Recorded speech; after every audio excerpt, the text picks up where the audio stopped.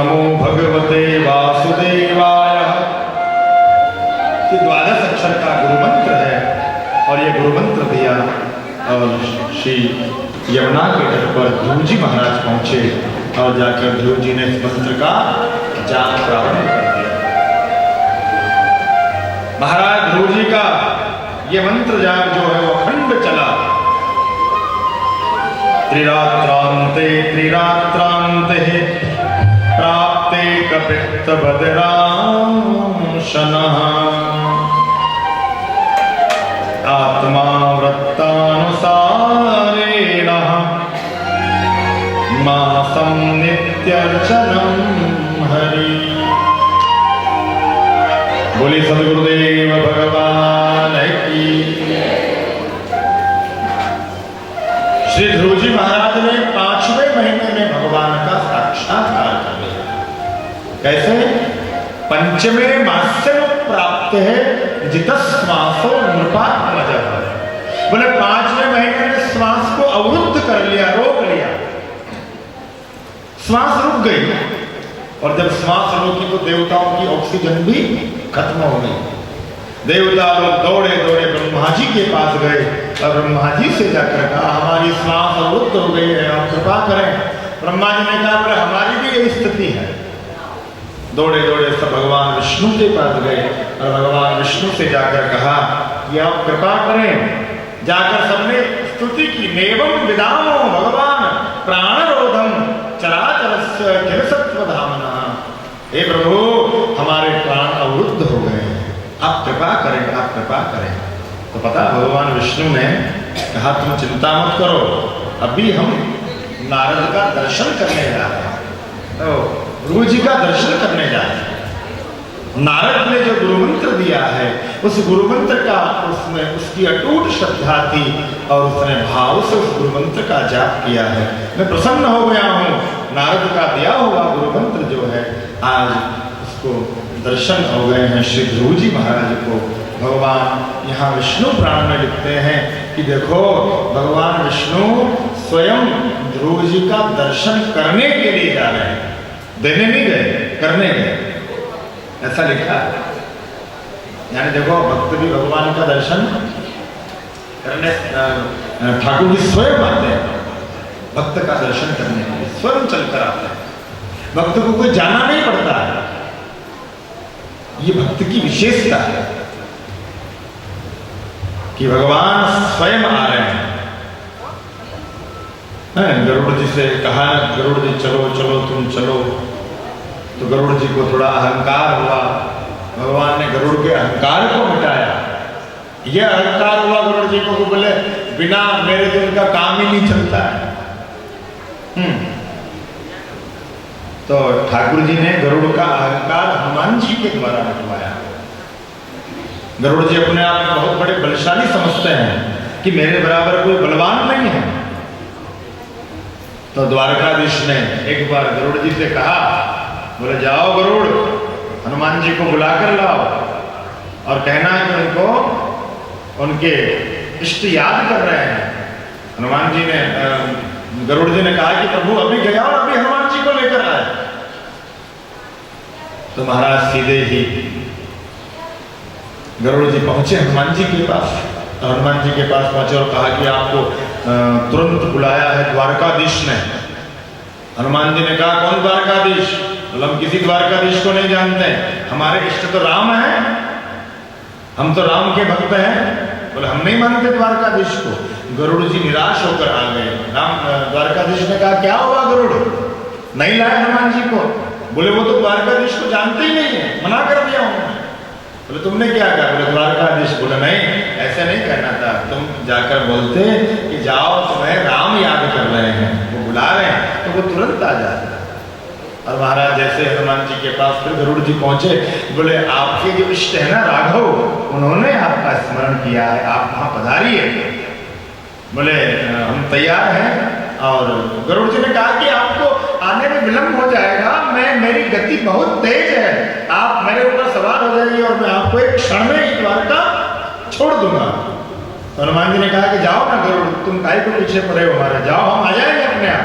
अरे प्रभु आपको विलंब हो जाएगा। गरुड़ जी को अहंकार है कि मेरे बराबर किसी में वेग नहीं है। और महाराज हनुमान जी ने मना कर दिया, बोले नहीं हम नहीं जाएंगे। पर यहाँ क्या हुआ कि गरुड़ जी द्वारका की ओर चले, उससे पहले ही हनुमान जी द्वारकापुरी में पहुंच गए।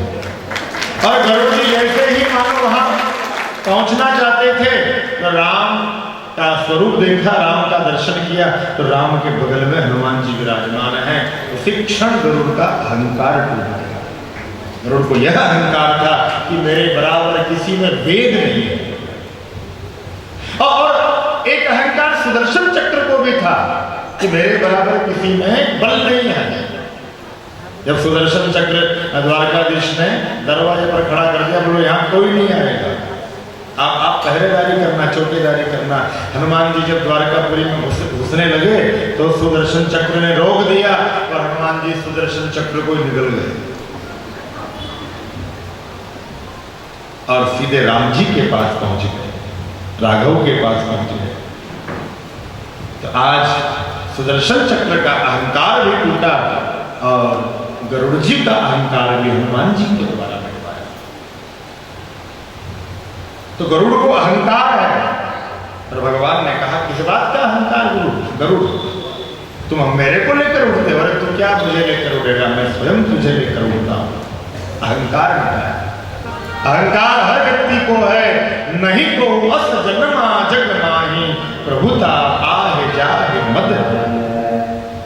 ऐसा संसार में कौन व्यक्ति पैदा हुआ है जिसको अहंकार ना आया?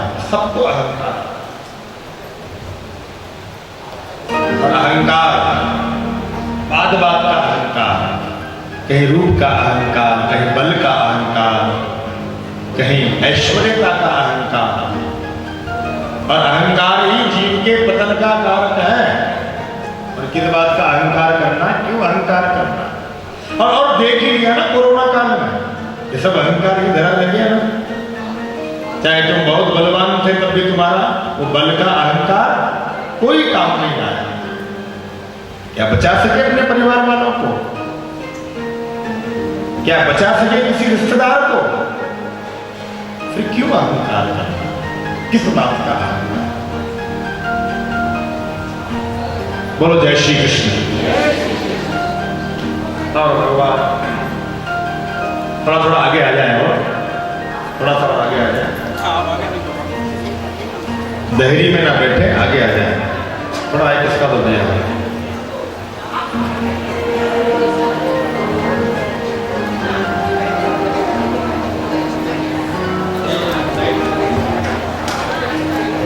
तो जीवन में अहंकार नहीं करना है। अहंकार व्यक्ति का पतन का कारण।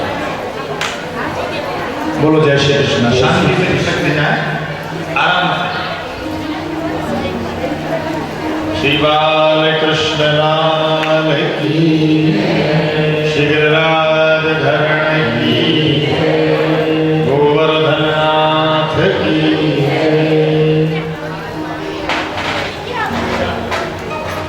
भगवान ने अहंकार को मिटाया गरुड़ के, और भगवान श्री ध्रुव जी का दर्शन करने के लिए ध्रुवलोक में पहुंचे।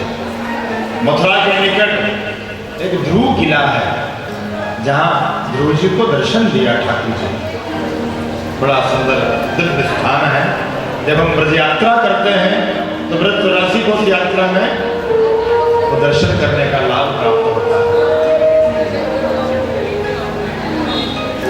शांति बनाए रखें माताएं।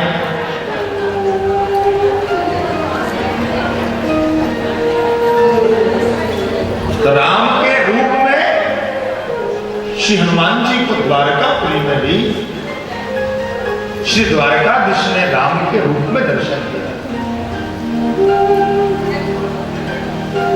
बोले रामचंद्र भगवान की।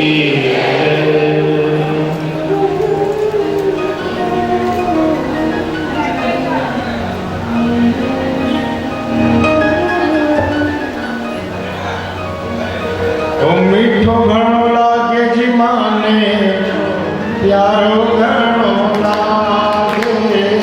मीठो घणो लागे जी माने, प्यारो घणो लागे। राम जी रो नाम माने,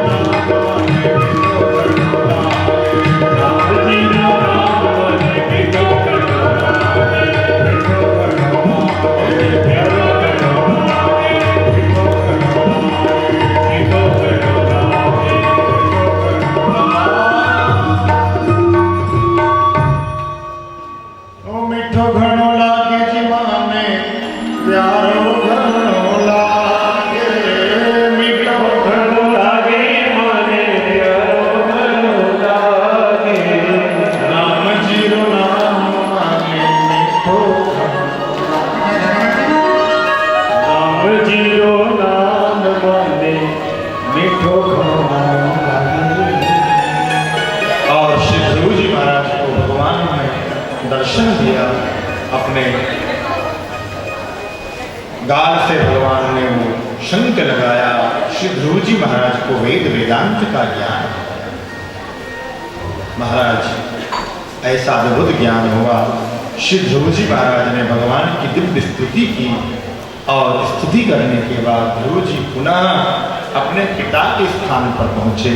पिता ने देखा कि बेटा आ गया है, अब वृद्ध हो गए हैं, इसलिए बेटे को राजगद्दी दे दी और श्री उत्तानपाद राजा को भजन के लिए निकल पड़े। श्री ध्रुव जी ने 36,000 वर्षों तक राज्य किया।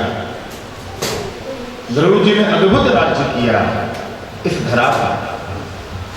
और जब ध्रुव जी का समय आया तो महाराज भगवान के पार्षद ध्रुव जी को लेने के लिए आए।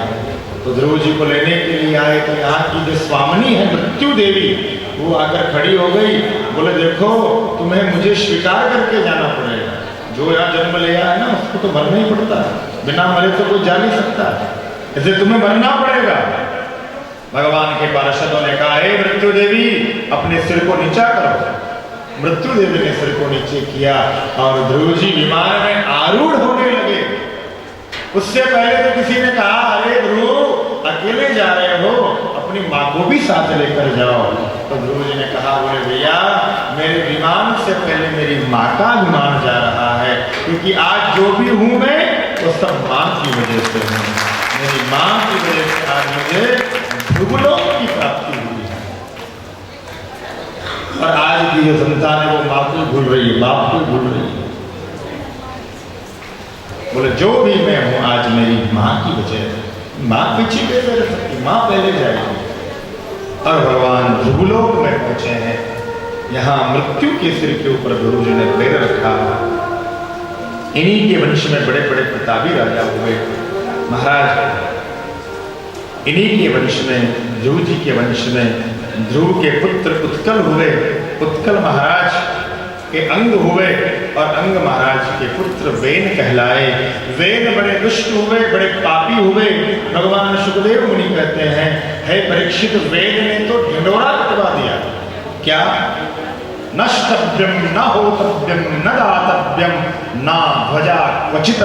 बोले आज से कोई पूजा पाठ नहीं करेगा, आज से कोई मंदिर नहीं जाएगा, आज से कोई भजन नहीं करेगा। ये कितना बड़ा अपराध किया वेन ने।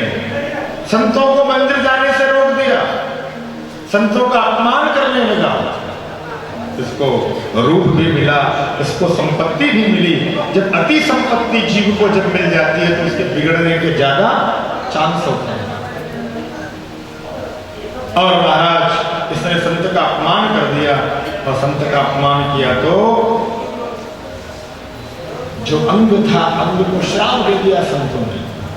अंग की मृत्यु हो गई और अंग की मृत्यु होते ही महाराज एक निषाद बन गया, बिल्कुल काला शरीर पड़ गया। इतना भयंकर काला शरीर पड़ा, संतों ने सोचा अरे ये राजा है, मर गया है, इसको पुनर्जीवित करो, कौन राज्य करेगा नहीं। महाराज मंत्र शक्ति के द्वारा फिर संतों ने इसको फिर पुनर्जीवित किया तो ये बिल्कुल काला पुरुष निषाद के रूप में प्रकट हुआ। कहा आज्ञा करें मुझे क्या करना चाहिए। महाराज मैं निषाद बन गया हूं, मैं काला पुरुष बन गया हूं, मेरा कल्याण कैसे होगा, मेरा उद्धार कैसे होगा। संतों ने कहा तुम चिंता मत करो, जब द्वापर त्रेता युग में आएंगे और उस समय तुम वहां पधारना, जरूर ठाकुर जी राघव तुम्हारा कल्याण करेंगे। तो मानो आज ये वेन ही निषाद बनकर आया है, रामा अवतार है। और भगवान ने इसके ऊपर कृपा कर ली। जब ये काला काला पुरुष जमीन पर पड़ा रहा, इसके अंग ने कुछ काम नहीं किया, तो मंत्र शक्ति के द्वारा फिर संतों ने मंथन किया इसके शरीर का। और जब मंथन किया तो एक भुजा से पृथु का प्राकट्य हुआ और दूसरी भुजा बाएं भुजा से लक्ष्मी का प्राकट्य हुआ। पृथु महाराज का जब प्राकट्य हुआ, महाराज पृथु महाराज का जो श्रीमद् भागवत में जो अवतार है, इनका 10वां अवतार बताया गया है। श्री पृथु महाराज ने इस पृथ्वी को प्रणाम किया और पृथ्वी को प्रणाम करके, और मानो जो पृथ्वी अन्न नहीं दे रही थी, बारिश तो बहुत होती थी पर अन्न पैदा नहीं होता था, सब देवता सब पृथु महाराज की शरण में गए कि आप कृपा करें और हम जो खेतों में अनाज बोते हैं वो अनाज हमें मिल नहीं पाता है। भगवान पृथ्वी को मारने के लिए दौड़े।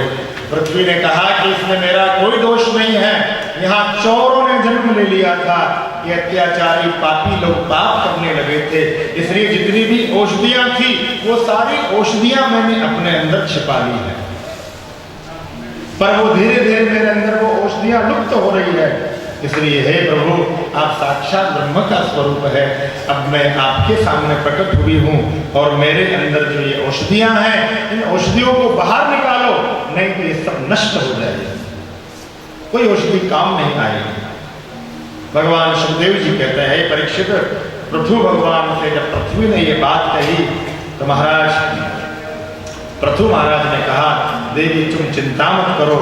तो पृथु महाराज ये प्रिय हितकारी वचन श्री पृथु महाराज ने स्वीकार कर लिए और स्वीकार करके मानो स्वयंभू मनु को बछड़ा बनाया पृथु महाराज ने। देखो ये सब पृथ्वी के अंदर ही है, पृथ्वी का मंथन कर रहे हैं पृथु महाराज, पृथ्वी का दोहन कर रहे हैं। तो पृथु महाराज ने स्वयंभू मनु को बछड़ा बनाया और बछड़ा बनाकर समस्त प्रकार के धन और धान्यों को प्रकट किया। ये अन्न, ये धन, ये धान्य, ये सब भगवान स्वयंभू मनु की कृपा से हो गए।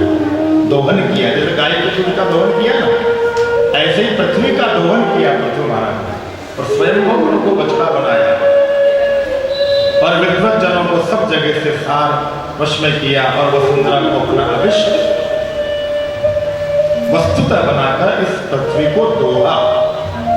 तो इस पृथ्वी में से अन्न प्रकट हुआ। उसके बाद पृथु महाराज ने ऋषियों ने बृहस्पति जी को बछड़ा बनाया और बछड़ा बनाकर इंद्रिय, वाणी, मन और शोध के रूप के पात्र में पृथ्वी देवी को वेद रूपी पवित्र दूध से दोहा।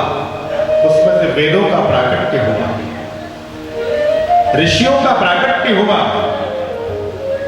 देवताओं ने इंद्र को बछड़ा बनाया और बछड़े के रूप में कल्पना करके स्वर्णमय पात्र में अमृत, वीर्य, मनोबल, ओज, इंद्रिय बल और शारीरिक रूप बल को दोहा।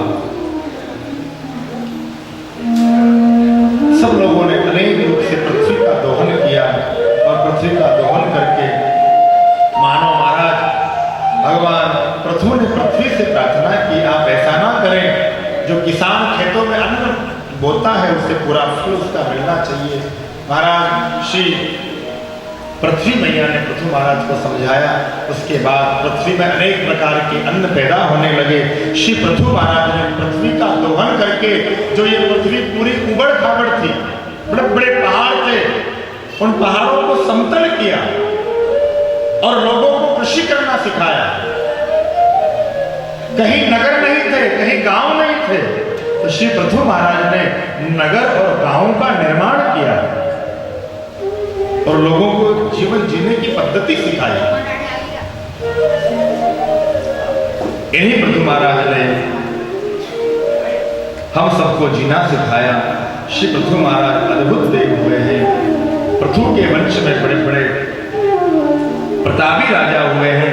महाराज इन्हीं के वंश में पृथु महाराज भगवान से प्रार्थना करने लगे। अंतिम में बोले, प्रभु मुझे और कुछ भी नहीं चाहिए, बस आप यही कृपा करें कि मुझे आपकी कथा का श्रवण करने के लिए 10,000 कानों की शक्ति प्रदान करें। भगवान से कुछ नहीं मांगा पृथु महाराज ने, इतना कहा तो भगवान ने कहा कि भले आदमी, लोग तो 2 कानों का सदुपयोग नहीं कर रहे हैं, तू 10,000 कान लेकर क्या करेगा? इन 2 कानों से ठीक ढंग से कथा नहीं सुन पा रहे हैं। कभी बगल वाले क्या कह रहे हैं तो उनकी बात सुनने में लग गए, फिर वो इधर वाले क्या कह रहे हैं तो उनकी बात सुनने में लग गए। कान बेफालतू की बातें तो बहुत सुनते हैं, पर कथा की बात महाराज क्या बोल रहे हैं? बोले पहले हमारी बात होगी इंपॉर्टेंट, जो मुख्य बात है। अरे भाई कथा सुनने आए हो तो कम से कम यहाँ 4 घंटा बैठकर कथा सुनो। ये बातें तो बाद में भी हो जाएगी, यहाँ से उठने के बाद भी बात कर लेना, पर कम से कम यहाँ कथा जब हो रही है तो कथा का ही श्रवण करें, अन्यत्र बातें ना करें। बस 4 घंटे ईमानदारी के साथ कथा। हरि की कथा में कान नहीं होते हैं। कोई अगर किसी की चुगली कर रहा हो ना, फिर देखो कान ऐसे खड़े हो जाते हैं बिल्कुल है। फिर कोई बोलता है, बोले क्या हो रहा है, चुप, बोले कुछ कह रही है, यही कहेगी, बोले गाय की सब्जी बनाएगी आज। हाँ बोले वो तो एकादशी है, सब्जी वब्जी नहीं बनाऊंगी। आज तो 11 है ना, 11 की कथा भी सुना नहीं। श्रीनाथ जी वाली 11 तो कल है ना, आज जगदीश जी वाली है ना, तो आज तो सबकी 11 होगी है ना। किन किन की एकादशी है? वाह, सब आज ही है।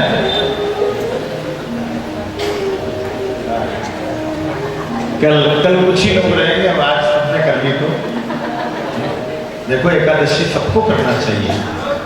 एकादशी का ऐसा विधान है कि रोज तो खूब खाते हो, हाँ खूब खाते हो,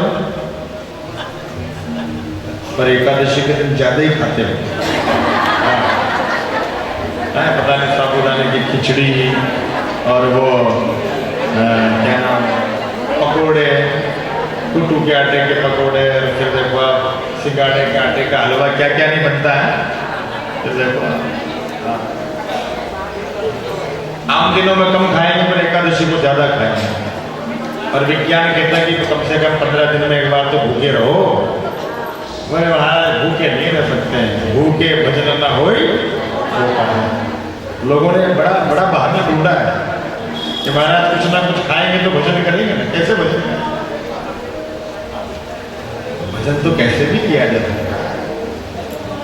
एकादशी का व्रत इसलिए करना चाहिए, क्यों?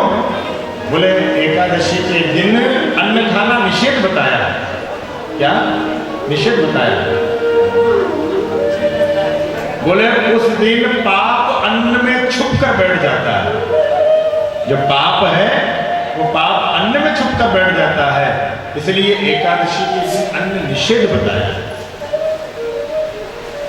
हमारे यहाँ तो शास्त्रों में इतना तक कहा है, समा जो है ना, समा, वो समा भी अनाज में आता है, फलाहार में नहीं आता है। समा जो है, समा अनाज में आता है। जो 16 प्रकार के जो अनाज होते हैं, धान्य होते हैं, उन 16 प्रकार के धान्यों में समा को भी बताया है। तो संत और महापुरुष तो यही कहते हैं कि भाई एकादशी के दिन समा भी नहीं खाना चाहिए, और साबूदाने की खिचड़ी भी निषेध बताइए। ये दोनों चीज विशेष रूप से खाई जा रही है। कहते हैं कि देखो एकादशी को तो फलाहार सिर्फ फल खाकर रहो। वैसे तो कहा गया है कि निराहार रहना चाहिए ना, बिल्कुल पानी पीकर। निर्जला तो मत करो, नहीं हो पाएगी, पानी पीकर रहो। बोले महाराज कटे पानी पी के रहवा, डायबिटीज है, बीपी है, हार्ट पेशेंट है, महाराज कहाँ रह सकते हैं? खूब खाओ भैया, खूब खाओ। खाने के लिए कोई मना नहीं है, जितना हो सके खाओ।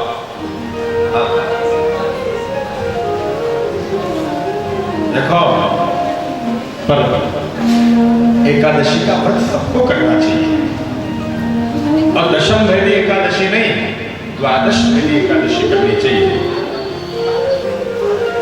दशम भेदी एकादशी जो है, यानी दशम भेदी का मतलब बोले अभी दशमी है, सूर्योदय में दशमी थी और उसके बाद एकादशी लगी है। तो सूर्योदय किसमें हुआ? दशमी में हुआ ना, और बाद में एकादशी लगी है, तो वो एकादशी का नहीं, वो मान्य नहीं होगी एकादशी। बोले एकादशी मान्य कैसे होगी? बोले भले दूसरे दिन द्वादशी लग गई हो, पर एकादशी नहीं है। पर कहा गया है कि अगर द्वादश भेदी एकादशी की जाए तो जो एकादशी में पुण्य फल नहीं मिलता है, उससे डबल उसका पुण्य फल प्राप्त होता है। ये लिखा स्पष्ट है। दशम भेदी एकादशी हमारे यहाँ मना किए, बातें ना करें, कई बातें करें। बोले तो आज कर, कल भी कर लेना है।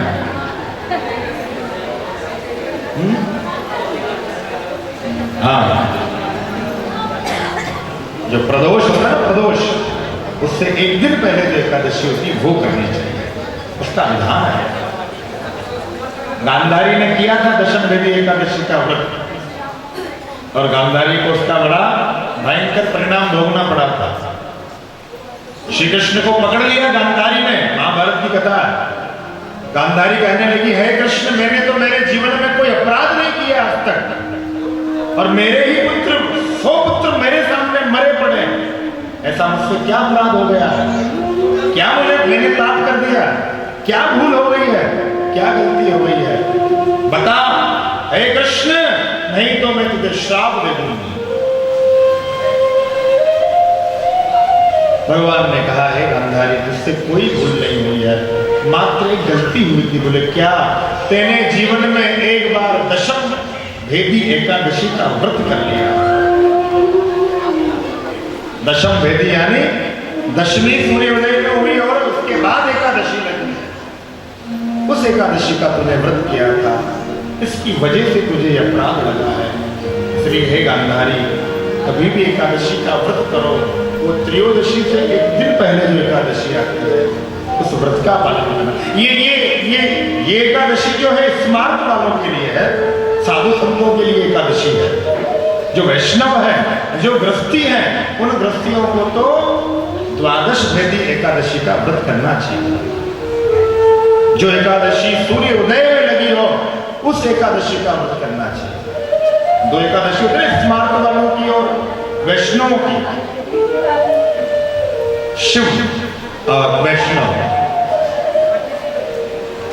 तो स्मार्त वालों को पहली एकादशी करनी चाहिए, संतों को, महापुरुषों को, और वैष्णवों को और गृहस्थियों को दूसरी एकादशी का व्रत करना चाहिए, ऐसा विधान है। तो आज तो बड़ा पावन दिवस है एकादशी, और उस एकादशी का व्रत हम सबने किया। और आज डोल एकादशी है ना, आज तो ठाकुर जी के विमान निकलते हैं, और परिवर्तनी एकादशी है ना, आज भगवान करवट लेते हैं। ठाकुर जी इधर से इधर अपनी करवट को बदलते हैं, इसलिए परिवर्तनी एकादशी का आज व्रत है। और इस परिवर्तनी एकादशी का व्रत जो महाराज भाद्रपद के महीने में सर्वश्रेष्ठ मास, भाद्रपद का मास, और वो भी शुक्ल पक्ष है, तो वैष्णवों को एकादशी का व्रत करना चाहिए। जो एकादशी का व्रत करता है, जो एकादशी के व्रत के नियमों का पालन करता है, वो भगवान के विष्णु लोक में जाता है। बोलो जय श्री कृष्ण, राधे राधे। तो महाराज पृथु ने 10,000 कामों की स्मरण शक्ति मांगी। महात्मा पृथु के पुत्र अंतर ध्यान हुए, और अंतर ध्यान के बेटा हविर्ध्यान हुए, और हविर्ध्यान के पुत्र प्राचीन व्रही हुए। और महाराज इसी प्राचीन व्रही ने जीवन में बहुत यज्ञ किए हैं। यज्ञ तो इतने यज्ञ किए, पर क्या किया? बोले इस प्राचीन व्रही राजा ने हजारों बकरों की बलि दे दी यज्ञ में। और यज्ञों में कोई विधान नहीं है कि पशुओं की बलि दी जाए। नारद जी को देखते ही इसने प्रणाम किया और बोला, बड़ी कृपा हुई महाराज, आज तो मेरे यज्ञ मंडप में संत पधारे, मैं बड़ा भाग्यवान हूं। नारद जी बोले कि मैंने जीवन में पापी तो बहुत देखे हैं, एक से बढ़कर एक पापी देखा है, पर भैया तेरे से बढ़कर मैंने आज तक कोई पापी नहीं देखा। ये राजा प्राचीन व्रजी बोला, महाराज तुम क्या कह रहे हो? मैंने तो अश्वमेध यज्ञ किए हैं और आप मुझे पापी बता रहे हो? मैंने बड़े बड़े पापी देखे, पर तेरे जैसा पापी मैंने नहीं देखा। पूरी पृथ्वी को मैंने कुशा के पात से ढक दिया, बड़े बड़े मैंने यज्ञ किए हैं, पर तेरे जैसा पापी मैंने आज तक नहीं देखा। बोले महाराज क्या गलती हो गई, क्या अपराध हो गया मुझसे? वो तेने यज्ञ किए हैं? बोले हाँ यज्ञ किए हैं। तो मैं पूछना चाहता हूँ कि यज्ञ करने के बाद तुझे शांति मिली है? बोले महाराज नहीं शांति मिली मुझे। बोले मुझे तो बड़ी बेचैनी है। नारद जी बोले तुम देखना चाहते हो, तुमने ऐसा ही किया। देख कितने बकरों की बलि दे दी, कितने घोड़ों की बलि दे दी। हे राजा जरा ऊपर को देख, आंख उठाकर। राजा प्राचीन ब्रजी ने ऊपर देखा तो जितने भी बकरों की बलि दी थी, घोड़ों की बलि दी थी, सब टकटकी लगाकर देख रहे, इंतजार कर रहे, तू मरेगा, एक एक तुझे ये खाएंगे। तूने ठीक नहीं किया महाराज, मुझसे गलती हो गई है। शास्त्र में लिखा था पशुन आल भेदः। अरे तेने लिखा क्या है और कर क्या दिया है? आल भेद का अर्थ मिलना है, एक दूसरे का मिलान करवाना, और तेने तो आल भेद का अर्थ मारना समझ लिया।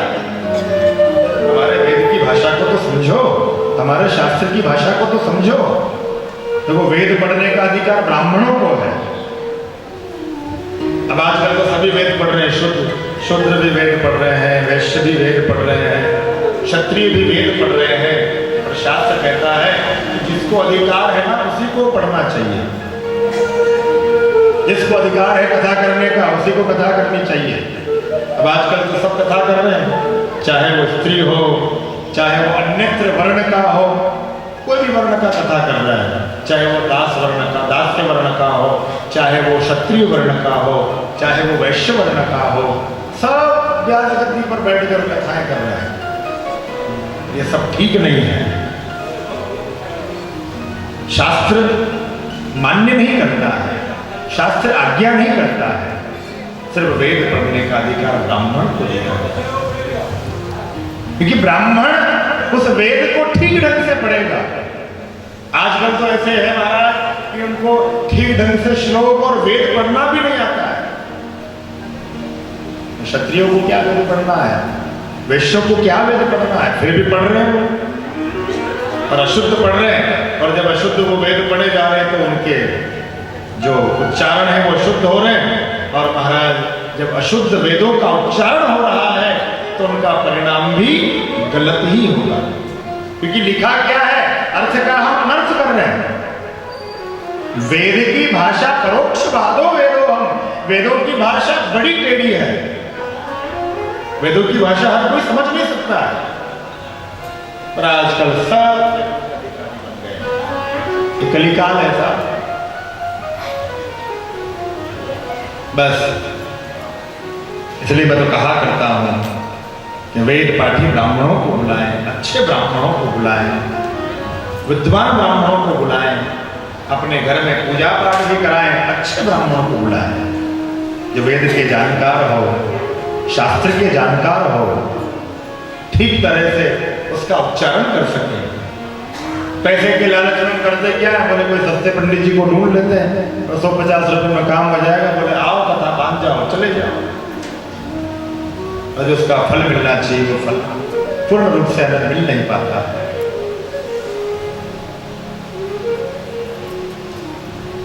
वेद की भाषा बहुत टेढ़ी है साहब। कैसी भाषा है? श्री नारद जी ने उदाहरण देकर समझाया। बोले देखो एक किसान था और किसान बहुत पैसे वाला था और उसकी क्या आदत थी? बोले मांड पीने की। मांड जानते हो ना, चावल में से जो निकलता मांड, वो पीने की आदत थी उसकी। एक दिन क्या हुआ कि अपने घर में बैठा हुआ था और कुछ मेहमान उससे मिलने के लिए आए। उसकी घरवाली ने चावल में से वो मांड निकाला और बेटे से कहा जाओ बेटा अपने पिताजी से कहो वो जल्दी जाकर मांड पी ले, ठंडा हो जाएगा। अब बेटे ने विचार किया कि पिताजी तो मेहमानों के साथ बात कर रहे हैं, अब कैसे कहूं कि पिताजी चावल में से मांड निकला, पी लो चलो। चावल जो उबलते हैं उसका जो पानी निकलता है ना, वो उसका पीने की आदत थी, तो बड़ा लाभकारी होता है वो पानी। अब बेटे ने विचार किया कि अगर मैं जाकर कह दूंगा कि पिताजी चलो चावल में से पानी निकला है पी लो, तो मेरे पिताजी की बेइज्जती हो जाएगी। बेटा समझदार था, मेहमानों के साथ पिता वार्ता कर रहे थे। बेटे ने जाकर कहा, बोले पिताजी, बोले हाँ बेटे क्या हुआ? बेटे ने बड़े सुंदर शब्दों में अपने पिता से कहा, बोले पिताजी कि धानुपुर से मानू आया है, कटवटिया घाट पर बैठा हुआ है, जल्दी चल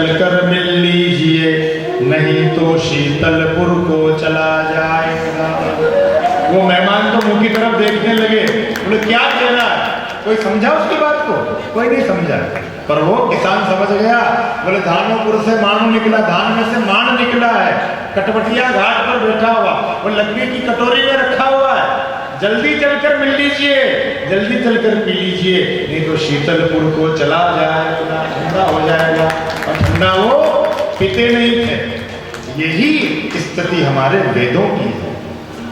वेदों की भाषा भी बड़ी टेढ़ी है, किसी को समझ में नहीं आती है।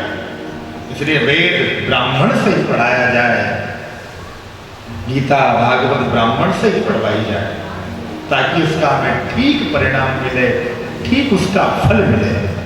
जिसको जो अधिकार दिया गया है उसका अधिकार है। एक एक करके तुझसे बदला लेंगे, तू जानता नहीं है। महाराज मुझसे गलती हो गई, मैं क्षमा चाहता हूं। श्री नारद जी ने कहा देखो अब तुमने ये तो कर ही लिया है, अब तुम्हें भगवत प्राप्ति करनी है, भगवान के भजन में लग जाओ। यद्यपि वो भगवान के भजन में लग गया। प्राचीन ब्रज, महाराज श्री नारद जी ने उस प्राचीन ब्रज को पुरंजन उपाख्यान सुनाया। कहा एक पुरंजन है और एक पुरंजनी है। स्पष्ट कर दें थोड़ा सा, पुरंजन किसको कहा गया है? बोले हम भी पुरंजन हैं, आप भी सब पुरंजन हैं। पुरंजन और पुरंजनी। बोले इसका एक सखा है, न ज्ञातुम यस्ता अविज्ञाता। इसके सखे का नाम है अविज्ञाता, यानी जीव का एक सखा है भगवान। ये एक दिन नगर में घूमने के लिए जीव निकला ठाकुर जी के साथ, और ये घूमता घूमता बहुत दूर चला गया तो जीव ने एक बड़ा सुंदर नगर देखा। क्या नगर देखा?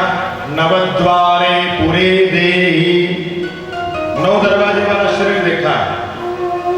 और महाराज 9 दरवाजे वाला शरीर और कुछ भी नहीं है, ये 9 दरवाजे वाला शरीर ही हमारा शरीर है। और इसने देखते अंदर घुस गया, और अंदर घुसते ही महाराज इसने क्या देखा कि एक पुरंजनी रहती है।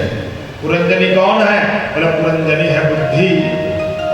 इसने पूछा तू कौन है? तो बुद्धि ने कहा कि तू मेरे साथ रहेगा तो तुझे सब पता पड़ जाएगा। ये कुछ दिन तो पुरंजनी और बुद्धि के साथ रहने लगा, और इतना घुल गया कि एक दिन उस बुद्धि के साथ इसका विवाह हो गया। अब तो ये बुद्धि खाती तो खाता, ये बुद्धि रोती तो रोता, ये बुद्धि हंसती तो हंसता। बड़ी सुंदर वो स्वामी है उस नगर की। अकेली नहीं रहती महाराज, उसके साथ में 10 सहेलियां हैं। इस मन के साथ में, बुद्धि के साथ में 10 सहेलियां। बोले कौन? बोले 5 ज्ञानेंद्रियां हैं, 5 कर्मेंद्रियां हैं, और एक मनीराम जी। ये सबको साथ लेकर घूमती है नगर के अंदर। महाराज एक बड़ा विचित्र प्राणी बैठा हुआ है, जिस नगर को बार बार देखता रहता है, बार बार रक्षा करता रहता है। बोले कौन? बोले प्राण। बार बार काल चढ़ाई तो करता है, और बार बार इसको ये काल चढ़ाई करता है, पर ये प्राण इसको बचा लेते हैं। महाराज ये ज्ञानेंद्रिया और कर्मेंद्रिया सबको दिन रात ये ज्ञानेंद्रिया कभी ये करवाती है तो कर्मेंद्रिया बोले ये मत करो, ये करो। ये मन कभी कहता है कि भजन करो, तो कभी कहता है ये करो। ये मन इसका बड़ा विचलित रहता है। महाराज इस नगर में बड़ा विचित्र नगर है। इस नगर में एक राजा रहता है, उस राजा का नाम है चंडवेग। शरीर के अंदर एक राजा रहता है, वो राजा है चंडवेग। और चंडवेग का अर्थ क्या? बोले काल। 24 घंटा काल मंडराता रहता है ना, पर वो पंचमण का नाम हमेशा उसकी रक्षा करता रहता है। काल बार बार चढ़ाई तो करता है। काल अकेला नहीं घूमता है, काल महाराज 300 गंधर्वियों को साथ लेकर घूमता है। अकेला नहीं, बोले 360 गंधर्व और 360 गंधर्वियों को लेकर घूमता है। दिन रात या 360 दिन है, 360 रात्रियां हैं, इनको साथ लेकर ये काल घूमता रहता है कि कब मौका मिले और कब मैं इसके ऊपर चढ़ाई कर दूं। और महाराज बड़ा आरसीसी का मजबूत बना हुआ है, काम कोशिश तो करता है पर ये बेचारा चढ़ाई नहीं कर पाता है। तो काल की एक बेटी है जरा, काल की एक बेटी है जरा, तो अपनी बेटी से कहता है बेटी जरा, जरा तू उनके ऊपर जाकर सवार हो जा। जरा का अर्थ है बुढ़ापा, और बुढ़ापा जैसे सवार होता है और सवार होते ही काल आक्रमण कर देता है। पर बूढ़ा कोई बनना नहीं चाहता है, कोई चाहता बूढ़ा बनना? कोई नहीं चाहता, सब चाहते हैं बोलो जवान ही बने रहे। जीवन में 4 प्रकार की घंटियां बजती है मौत की। सबसे पहले मौत की घंटी क्या बजती है? बहुत सावधान करती, बोले बाल सफेद हो गए, भजन करो भजन करो भजन करो। तो ये कहता बिल्कुल क्यों नहीं करूं भजन, बिल्कुल नहीं करूं भजन। बोले क्यों? महाराज दिन में तो दिखाई दे रहे थे कि बिल्कुल बूढ़े हैं, पर रात्रि में पता नहीं क्या जादू किया, जब दूसरे दिन देखा तो महाराज कहाँ बुढ़ापा चला गया पता ही नहीं, वो तो वहां जवानी छा गई। बोले क्या किया? बोले ये सफेद हो गए थे ना, इनको रात ही रात में काले कर दिए, काले हो गए। और कभी कभी तो आदमी चक्कर में पड़ जाता है कि बोले भैया ये कल तो बिल्कुल वृद्ध थे और आज जवान हो गए, क्या बात है? होता कभी कभी। ये कहता बिल्कुल भजन नहीं करूंगा, गोदरेज की मेहंदी लगवा लूंगा, हाँ डाई करवा लूंगा, पर भजन नहीं करूंगा। तो मौत कहती है कोई बात नहीं। फिर मौत की दूसरी घंटी बजती है। बोले क्या बजती दूसरी घंटी? बोले आंखों से दिखना कम हो गया है, आंखों से दिखाई नहीं दे रहा। तो कह रही जवानी में आंखों का ठिकाना नहीं था, अब तो आंखों से दिखना कम हो गया है, अब तो भजन कर ले रही, भजन कर ले। क्या बिल्कुल नहीं करूंगा भजन। बोले क्यों नहीं करे भजन? बोले चश्मा लगवा लूंगा पर भजन नहीं करूंगा। अब आजकल चश्मे की आवश्यकता नहीं है, अंदर ही लेंस लगने लगे हैं। हाँ? बोले चश्मा लगवा लूंगा पर भजन नहीं करूंगा। तो मौत की फिर तीसरी घंटी बजती है। बोले बत्ती सी बाहर आ जाती है। तो मौत कहती है अब तो भजन कर ले रहे, अब तो भजन कर ले, अब तो भजन कर ले। बोले बिल्कुल नहीं करूंगा भजन। हाँ। बोले क्यों? बोले बत्ती सी लगवा लूंगा पर भजन नहीं करूंगा। हाँ। तो मौत की फिर चौथी घंटी बजती है। बोले क्या? चौथी घंटी क्या बजती? बोले कमर 3 जगह से टेढ़ी हो जाती है। अरे जवानी में बड़ी छाती फुला कर चलता था, अब तो बूढ़ा हो गया, अरे भजन कर ले भजन कर ले। ये बिल्कुल क्यों नहीं करो भजन? बोले क्यों नहीं करे भाई भजन? बोले नहीं करो। बोले अब तो झुकना सीख ले, तो लोगों के सामने बड़ी छाती फुला कर चलता था, अब तो कमर 3 जगह से टेढ़ी हो गई। बोला नहीं। बोले डाबर का च्यवनप्राश खा लूंगा, शिलाजीत खा लूंगा, स्वर्ण भस्मी खा लूंगा, और भजन नहीं करूंगा। कितना प्रयास करता है जवान होने के लिए। फिर घंटी नहीं, फिर तो घंटा ही बजता है। हाँ। घंटी का चक्कर छोड़ दो, फिर तो वो घड़ियाली बजती है और जैसा आता वैसा ही चला जाता है।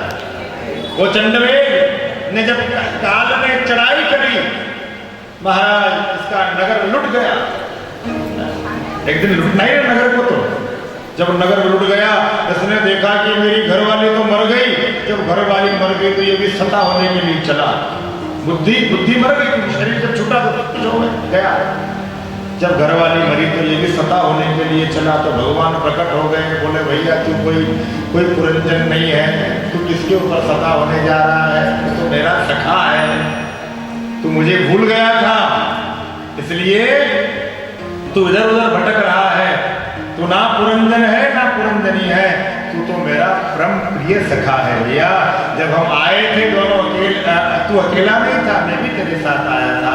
अब चल, मैं तुझे लेने के लिए आया हूँ। जब जीव यहाँ आता है तो भटक जाता है, भूल जाता है ठाकुर जी को, और वो परिवार और अपनों में ऐसा फंस जाता है, अपनों में ऐसा फंस जाता है। पर ठाकुर जी फिर उसे स्मरण कराते हैं, फिर उसे याद दिलाते हैं। ये फिर आता है, भगवान अनुग्रह करते हैं इसके ऊपर। भगवान सुखदेव जी कहते हैं, हे परीक्षित, यहाँ ठाकुर जी की अद्भुत लीला का चरित्र श्री सुखदेव मुनि ने राजा परीक्षित को सुनाया। उसके बाद भगवान सुखदेव मुनि ने कहा, हे परीक्षित, अभी तुमने उत्तानपाद राजा के चरित्र को सुना, अब प्रियव्रत नाम के राजा के चरित्र को सुनो। इसी प्रियव्रत राजा के चरित्र, इन्हीं के वंश में महाराज भगवान ऋषभदेव जी का प्राकट्य हुआ। बोले ऋषभदेव भगवान की। और ऋषभदेव जी महाराज के 100 पुत्र हुए हैं। 100 पुत्रों में से महाराज उनके सबसे छोटे पुत्र का नाम भरत है। भरत जी ने गायत्री मंत्र का जाप किया और गंडकी नाम की नदी में, जो नेपाल में ये नदी बहती है, जहाँ भगवान शालिग्राम जी प्रकट होते हैं। कभी आप गए हो दामोदर कुंड, उससे पहले मुक्तिनाथ गए? मुक्तिनाथ गए? कोई कौन गया? मुक्तिनाथ गए? नेपाल में है। और उससे ऊपर दामोदर कुंड है, जहाँ भगवान शालिग्राम जी प्रकट होते हैं। आज भी नेपाल में है वो, बड़ा अद्भुत स्थान है। तो वहां भगवान शालिग्राम जी आज भी वहां दामोदर कुंड में प्रत्यक्ष प्रमाण ऐसा है कि तुलसी दल आप डालोगे तो भगवान शालिग्राम जी प्रकट हो जाते हैं। आज भी बहुत ऊपर है, वहां हेलीकॉप्टर के द्वारा जाया जाता है। शालिग्राम जी वास्तविक में अगर सेवा करनी है तो शालिग्राम जी कौन से? बोले गंडकी नदी के वाले शालिग्राम जी की सेवा करनी चाहिए, जो बिल्कुल गोल होते हैं और अंदर से भी वो जब उस हिलाते हैं तो पत्थर अंदर से, वो जब सेवा करते करते वो पत्थर अपने आप 2 हो जाते हैं और अंदर जब देखोगे तो उसके अंदर सुदर्शन चक्र का चिन्ह रहता है शालिग्राम जी को। शालिग्राम जी वहीं से लाने चाहिए। ये आजकल तो चिकनी शालिग्राम जी रखते हैं ना, पत्थरों से बना देते हैं, वो शालिग्राम जी नहीं। शालिग्राम जी गंडकी नदी से ही लाने चाहिए, तो वहां प्रकट होते हैं। गंडकी का प्रत्येक जो कंकड़ है वो शालिग्राम है, और नर्मदा जी का जो एक कंकड़ है प्रत्येक शिव का स्वरूप है। नर्मदा का कंकड़ साक्षात शिव का स्वरूप है, और गंडकी नदी के शालिग्राम साक्षात हरि का स्वरूप है। देखो 2023 में ठाकुर जी कृपा कर रहे हैं, और दास की इच्छा भी है कि वहाँ शिव महापुराण की कथा होने जा रही है मई के महीने में। 2023 में भगवान पशुपतिनाथ को शिव महापुराण की कथा सुनाने का मन में संकल्प लिया है, तो वहाँ शायद 30 मई से वो कथा प्रारंभ होगी 2023 में। तो ठाकुर जी अगर कृपा करेंगे तो भगवान पशुपतिनाथ को वो अवसर मिलेगा सुनाने का, और फिर वहाँ से मुक्तिनाथ भी जाने की इच्छा है। तो ऐसा मन में संकल्प है, ठाकुर जी संकल्प को पूर्ण करेंगे। 2023 में महाशिव महापुराण की कथा का आयोजन किया जा रहा है। जो भी कोई अगर वहाँ सम्मिलित होना चाहे तो हमारी श्रीमती पुष्पा बहन जी से आप संपर्क कर सकते हैं, वो पूरी आपको जानकारी दे सकते हैं। तो शालिग्राम भगवान का जहाँ प्राकट्य हुआ, वहाँ श्री भरत जी महाराज ने गायत्री मंत्र का जाप किया, और क्या हुआ कि एक हिरणी पानी पीने के लिए आई, गर्भवती थी, उसमें पानी में छलांग लगाई, महाराज बच्चे को जन्म दे दिया, हिरणी मर गई, बच्चा बहने लगा। बच्चे को श्री भरत जी महाराज जी पकड़ कर लाए और अपनी कुटिया में ले आए, अपने बच्चे के साथ रहने लगे। एक दिन बच्चा बड़ा हुआ और वो हिरण के झुंडों में जाकर मिल गया, और महाराज ऐसी स्थिति हुई कि भरत जी महाराज इस बच्चे को ढूंढने लगे, खोजते खोजते उन भरत जी ने अपने शरीर को भी छोड़ दिया। तो मरने के बाद उनको क्या बनना पड़ा? बोले हिरण बनना पड़ा। याद रखना कि पता नहीं मरने के बाद हमें क्या बनना पड़े, किसमें हमारी ममता है, किसमें ममता है तो पता थोड़ी है। आजकल तो लोगों की ममता डोगी में ज्यादा है, हाँ, कुत्तों में ज्यादा ममता हो रही है। गायों को तो नहीं पाल रहे, कुत्तों को पाल रहे हैं घरों में, कुत्ते की सेवा कर रहे हैं। कहते हैं कि जिनके घरों में कुत्ते पाले जाते हैं उनके घरों में कभी उनके पूर्वज उनसे तर्पण स्वीकार नहीं करते हैं, उनसे पिंडदान स्वीकार नहीं करते हैं। शास्त्र कहता है कि भाई कुत्ता पाले सो कुत्ता और कुत्ता मारे सो कुत्ता। कुत्ते को मारना भी नहीं चाहिए और कुत्ते को पालना भी नहीं चाहिए। कुत्ते के लिए टुकड़े डालो, आप टुकड़े खिलाओ कुत्ते को, और गले से बांध कर तो मत डोलो। हमारे यहाँ के संत भगवंत कहते हैं, बड़ा अच्छा भाव है, वो कहते हैं कि देखो ये कुत्ता जो है ना, ये बाप बनकर आया है इसका। बोले पहले तो इसने सेवा करी नहीं इसकी बाप की। ये कहने लगा, बोले बेटा पहले तो तूने सेवा नहीं करी, बोला कुत्ता बनकर आया हूँ अब सेवा करने। दिन रात वो सेवा करता रहता है, गले में वो फंदा डाल के कहीं घुमाने ले जा रहे हैं, कहीं खा ले जा रहे हैं। जिस चीज को रखना चाहिए वो नहीं रख रहे हैं, कुत्ता पाले जा रहे हैं। तो पता नहीं कि हमारी मरते समय किसी और में हमारा मन अटका हो तो हमें भी बनना। अरे भरत जैसे परम ज्ञानी को हिरण बनना पड़ा। सावधान हो जाओ, सावधान रहना कि भरत तो परम भागवतकार हुए हैं, पर अंतिम समय में उनका मन उस हिरण में फंसा हुआ था, हिरण में फंसा हुआ था। इसलिए उन्होंने जब अपने शरीर को छोड़ा तो हमारा दूसरा जन्म हिरण का मिला। अंत गति समति, जैसी तुम्हारी अंतिम में इच्छा होगी वैसी गति तुम्हें प्राप्त होगी। सावधान हो जाओ परीक्षित, कहीं मन तुम्हारा और तो नहीं फंसा हुआ है। भगवान सुखदेव जी कहते हैं, परीक्षित इसी श्रीमद् भागवत के पंचम स्कंद में 28 प्रकार के नरकों का वर्णन सुनाया गया है।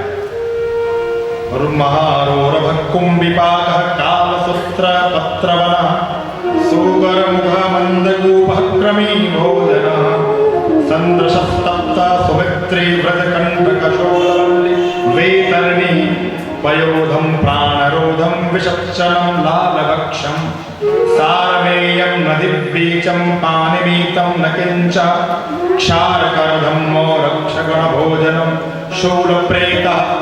ऐसे 28 प्रकार के नरकों का वर्णन किया गया है। हे परीक्षित, कोई लोग तो भागवत में 21 प्रकार के नरकों का वर्णन करता है, पर इसी श्रीमद् भागवत में 28 प्रकारों के नरकों का वर्णन किया गया है। मैं तुम्हें क्रमशः उनके नाम सुनाता हूँ। 28 प्रकार के नरकों का नाम सुने। तामिस्त्र, अंधतामिस्त्र, रोरव, महारोरव, कुंभिपाकः, कालसूत्रः, अस्त्रीपत्रवनः, सूकरमुखः, अंधकूपः, क्रमीभोजनः, संदृशमः, तप्तिसूर्मः, वज्रकण्ठा शाल्मलिः, वैतरणिः, पयोदः, प्राणरोधः, विषच्चनः, लालभक्षः, सारमेयादनम्, अवीचः, पयः, पानः, क्षारकर्दमः, रक्षोगणभोजनमः, शूलप्रेतः, दंधशूकः, अवबटनिरोधनः, पयोवर्तनिः, सचोमुखिः। ये 28 प्रकारों के नरकों का वर्णन भगवान सुखदेव मुनि ने राजा परीक्षित को सुनाया और कहा, है परीक्षित, जीव जैसा कर्म करता है जीव को वैसी ही यातनाएं भोगनी पड़ती है। जो पुरुष इस लोक में खटमल, मच्छर आदि जीवों की हिंसा करता है, क्या कहा है, जो व्यक्ति इस लोक में खटमल, मच्छर इत्यादि जीवों की हिंसा करता है और उनसे द्रोह करता है, उस जीव को मरने के बाद अंधकूप नाम के नरक में डाला जाता है। ये मच्छर और खटमल भी भगवान ने बनाए हैं, पर वो समझदार नहीं है, वो तो ना समझ है। भगवान कहते हैं कि मानव को तो मैंने समझदारी दी है और ये जानबूझकर उन मच्छर और खटमलों को मार देता है। और महाराज जब ये यहाँ से मरकर जाता है तो पशु, मृग, पक्षी, सांप आदि रेंगने वाले जीव जंतु, मच्छर, जूं, खटमल, मक्खी आदि जीव इसके ऊपर अंधकूप में आकर आक्रमण करते हैं। जब इसको अंधकूप में डाला जाता है ना, तो मच्छर, वहां बड़े बड़े मच्छर इसको कटाए जाते हैं। महाराज वहां पर बड़े बड़े खटमलों से इसे कटवाया जाता है, बड़े बड़े पक्षियों को इससे नोचाया जाता है, बड़े बड़े सांप आकर इसे ढसते हैं वहां पर।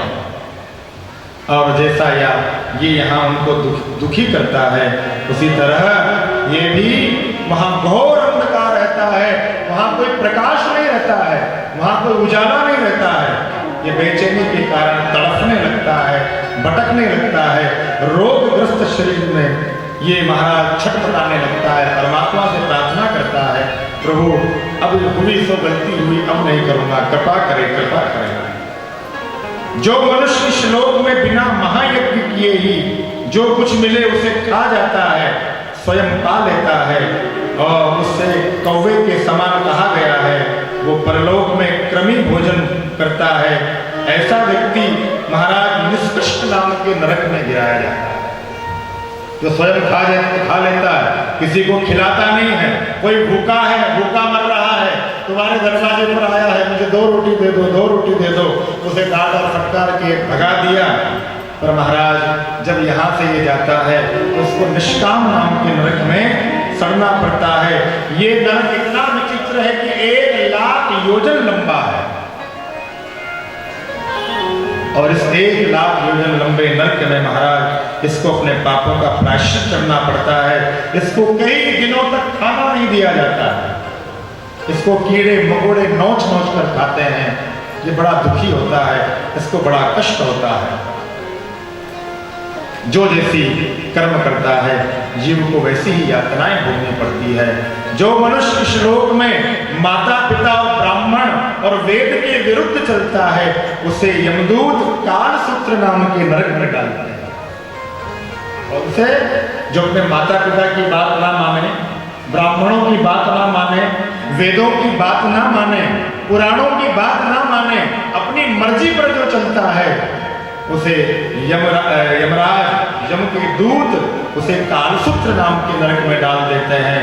इसका महाराज घेरा इतना बड़ा विचित्र है कि इसका घेरा 10,000 योजन है। इसकी भूमि तांबे की होती है। भूमि कैसी होती है? बोले तांबे की। और भयंकर सूर्य देवता तपते हैं, जहां महाराज वहां का टेम्परेचर 100-150 से भी ज्यादा ऊपर होता है। और तांबे के उस पतले के ऊपर, तांबे के ऊपर उसको डाल दिया जाता है और नीचे से आग लगा दी जाती है। ऊपर से तांबा सूर्य की वजह से तप रहा है और नीचे से आग लगा दी गई है। भयंकर वो लाल हो रहा है, भयंकर गर्म हो रहा है और उस जीव को उस तांबे के ऊपर डाल दिया जाता है। कई दिनों तक इसे यातनाएं भोगनी पड़ती है। महाराज भूख प्यास से व्याकुल रहता है, इसका शरीर बाहर भीतर से जलने लगता है, बड़ी बेचैनी होती है, छटपटाने लगता है, खड़ा होकर इधर उधर दौड़ने लगता है। नर पशु के शरीर में जितने रोग होते हैं उतने ही 1000 वर्षों तक इसकी दुर्गति होती रहती है।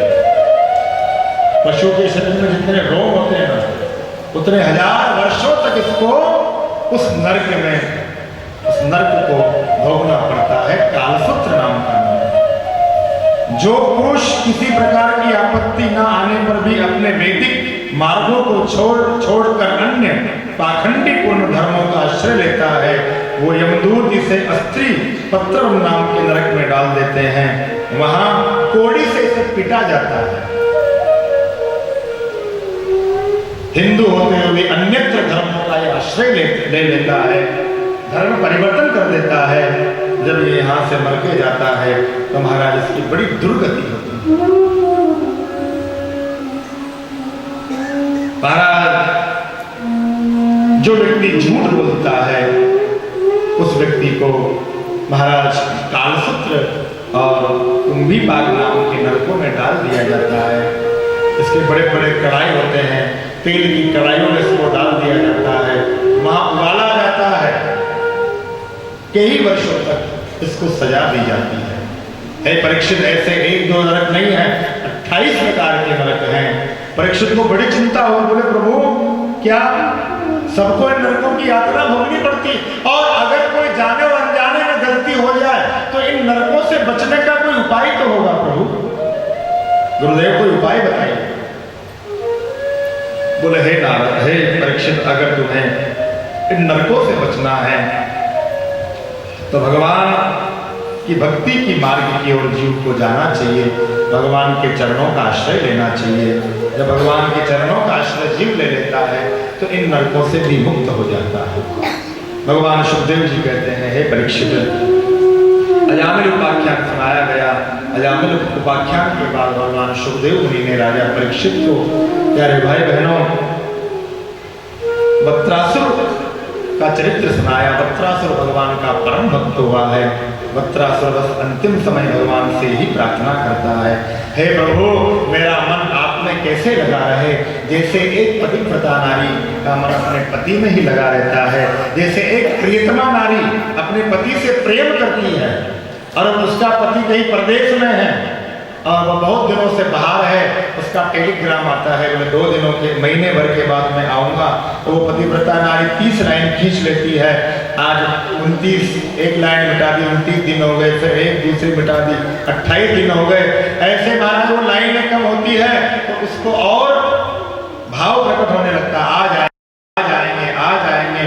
जैसे वो प्रियतमा नारी अपने पति में हमेशा डूबी रहती है, उसका प्रेम उसके पति में हमेशा लगा रहता है और वो तड़फन बनी रहती है, आ जाएंगे, आ जाएंगे। हे प्रभु, उसी तरह मेरे जीवन में भी आपसे मिलने की तड़फन बनी रहे, तड़फन बनी रहे, और मुझे कुछ नहीं चाहिए।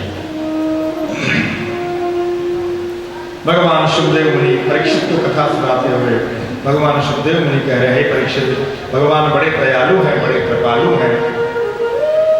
और परीक्षित ने प्रश्न किया कि प्रभु, भगवान किसको बचाते और किसको मारते हैं? परीक्षित जी ने जब ये प्रश्न किया तो ठाकुर जी ने कहा, हे राजन, भगवान किसी को नहीं बचाते, किसी को नहीं मारते हैं। जीव अपने कर्म से ही मरता है और अपने कर्म से ही जन्म लेता है। भगवान सुखदेव मुनि ने कहा, परीक्षित, 2 भाई हुए हैं, हिरण्याक्ष और हिरण्याकश्यप। एक भाई को भगवान रावण ने मारा, हिरण्याकश्यप, और हिरण्याकश्यप जो है वो भगवान नरसिंह उसको मारने के लिए अवतार लेकर आए इस पृथ्वी पर। महाराज, बड़ी सुंदर कथा है भक्त प्रहलाद की। आइए भक्त प्रहलाद के थोड़े चरित्र को और भगवान नरसिंह के अवतार को यहाँ हम गुनगुनाएंगे, उसके बाद दर्शन करेंगे। ठाकुर जी पधारेंगे आज, सब लोग दर्शन करके जाएं। देखो, आप लोग कल भी बिना प्रसाद के चले गए, इसलिए प्रसाद लेकर ही जाएं। और आज एकादशी का पर्व है, भगवान नरसिंह का दर्शन करके जाएं सब। और प्रसाद, बिना प्रसाद के कोई नहीं जाएगा।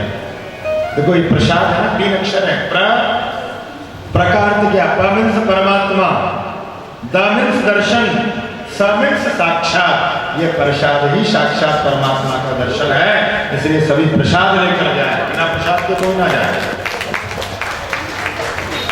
हिरण्याकश्यप ने भगवान की आराधना करी, ब्रह्मा जी से वरदान मांगा, ना दिन में मरूं, ना रात में मरूं, ना सुबह मरूं, ना शाम को मरूं, ऐसा मुझे वरदान दे दीजिए। ब्रह्मा जी ने कहा, बोले भैया मरना तो सबको पड़ेगा। तो बोलो कैसा वरदान? बोले ऐसा वरदान तो नहीं दे सकते। बोलो फिर? बोले ब्रह्मा की सृष्टि में किसी के हाथ से ना मरूं, ऐसा वरदान दे दो। महाराज ब्रह्मा ने कह दिया, तथास्तु, हमको भी भगवान हरि ने बनाया है, ठाकुर जी के हाथ से तो तुझे मरना ही पड़ेगा। महाराज अद्भुत इसने वरदान मांगा। उधर हिरण्याकश्यप की पत्नी कयाधु नित्य ही श्री नारद मुनि के आश्रम में सत्संग करने जाती है। उसके गर्भ में 7वें महीने का बालक है। जब 7वें महीने के बालक ने जब दिव्य कथा का श्रवण किया तो वो परम भागवत हुआ। और 9वें महीने के बाद कयाधु ने जब जन्म दिया तो बड़ा अद्भुत बालक हुआ और उस बालक का नाम प्रहलाद रखा गया।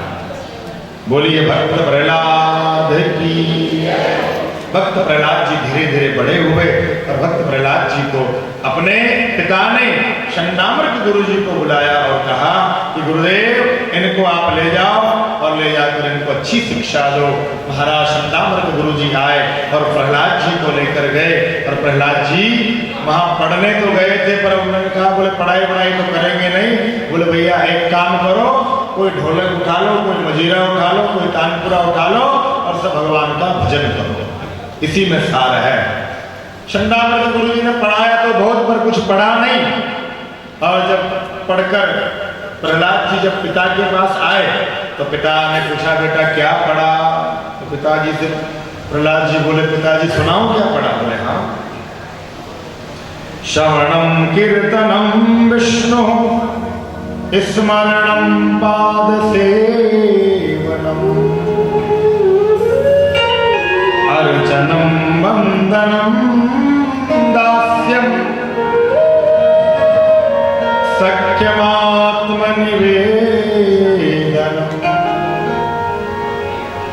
पिताजी ने जब पूछा तो क्या पढ़ा? अर्चनम, क्या श्रवणम, कीर्तनम, विष्णु।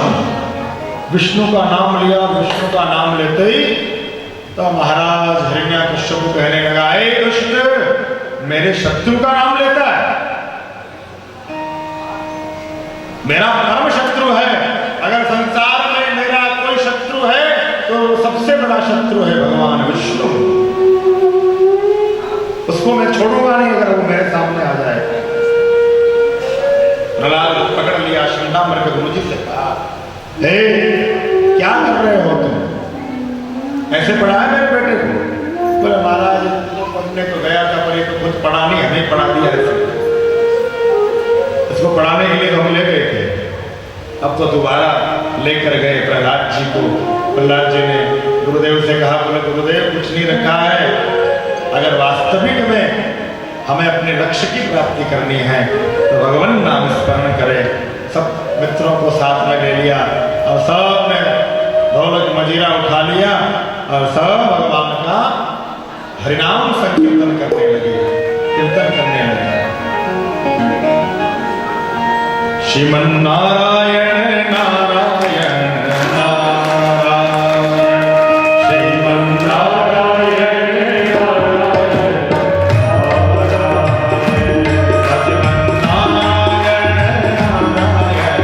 नारायण, श्रीमन नारायण नारायण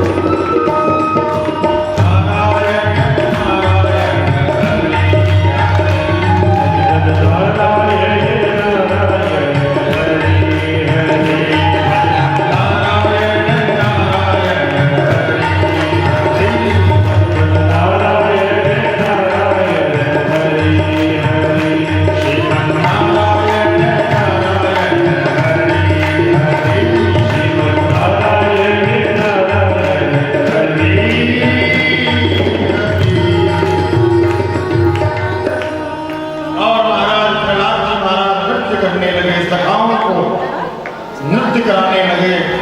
और इतने में क्या हुआ, प्रहलाद जी नाच रहे थे, हिरण्याकश्यप आया और आते ही हिरण्याकश्यप ने गधे का प्रहार किया। प्रहार करते ही महाराज कीर्तन रुक गया और हाथ पकड़ लिया हिरण्याकश्यप का और कहा, हे दुष्ट, मेरे शत्रु का नाम लेता है तू, मैं तुझे नहीं छोड़ूंगा आज। तू नहीं जानता है मुझे, मेरा विष्णु परम शत्रु है और तू मेरे शत्रु का नाम ले रहा है। महाराज प्रहलाद जी बेचारे छोटे से बालक और हिरण्याकश्यप को बड़ा हष्ट-पुष्ट। प्रहलाद को मरवाने के लिए बहुत प्रयत्न किया हिरण्याकश्यप ने, जंगल में फिरवा दिया, अग्नि में जलवा दिया, अपनी बहन होलिका के गोद में बिठवा दिया। पर महाराज जिसका भगवान रक्षक है उसका कौन बाल बांका कर सकता है। पकड़ लिया हिरण्याकश्यप ने, बता कहां है तेरा भगवान। प्रहलाद जी कहने लगे, मेरे भगवान को देखना चाहते हो? बोले हाँ। हिरण्याकश्यप ने कहा, इस स्तंभ में तेरा भगवान है, इस खंबे में तेरा भगवान है? बोले हाँ। और महाराज हिरण्याकश्यप ने अपनी तलवार से स्तंभ में प्रहार किया और प्रहार करते भगवान नरसिंह का प्राण हो गया।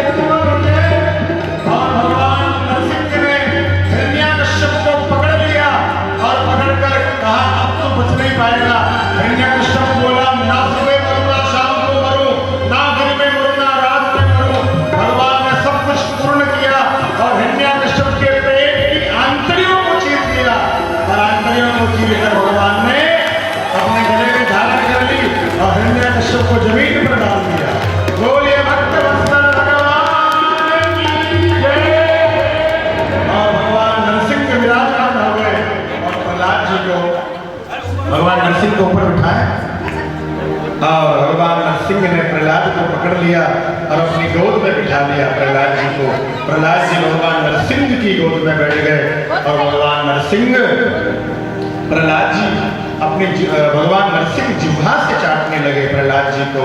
यह बड़ा अद्भुत आज भागवत का ये प्रसंग है। महाराज आज भगवान नरसिंह भयंकर क्रोध करके बैठे हुए हैं, इसलिए भगवान नरसिंह को क्रोध करने दो, कल के क्रोध को शांत करेंगे। आज की कथा को ही विश्राम दें, भाव और प्रेम से भगवान नाम का उद्घोष करें। बोले श्री बाल कृष्ण लाल की जय, श्री राधधर की जय, श्री गोवर्धननाथ की जय, श्याम सुंदर श्री अमरी महारानी की जय, श्री वल्लभाधीश की जय, श्री नाथ प्यारे की जय, सद्गुरुदेव भगवान की जय। ओम नमः पार्वती पते हर हर महादेव।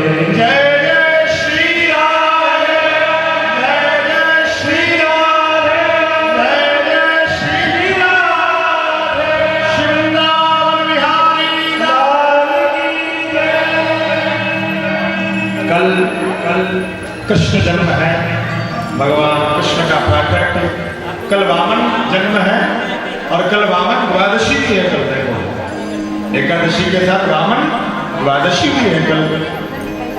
तो भगवान वामन पधारेंगे ठाकुर जी, उसके बाद राम जी पधारेंगे और राम जी के बाद कृष्ण पधारेंगे। तो कल सब माताएं पीत वस्त्र पहनकर आए, पीले वस्त्र, तो कल ठाकुर जी का जन्म है ना, तो सबको पीला वस्त्र पहनकर आना है। तो हमारे ठाकुर जी को पीत वस्त्र बहुत प्रिय है। पूजन करें सभी, दूर से पूजन करें सभी। होली सिंह के भगवान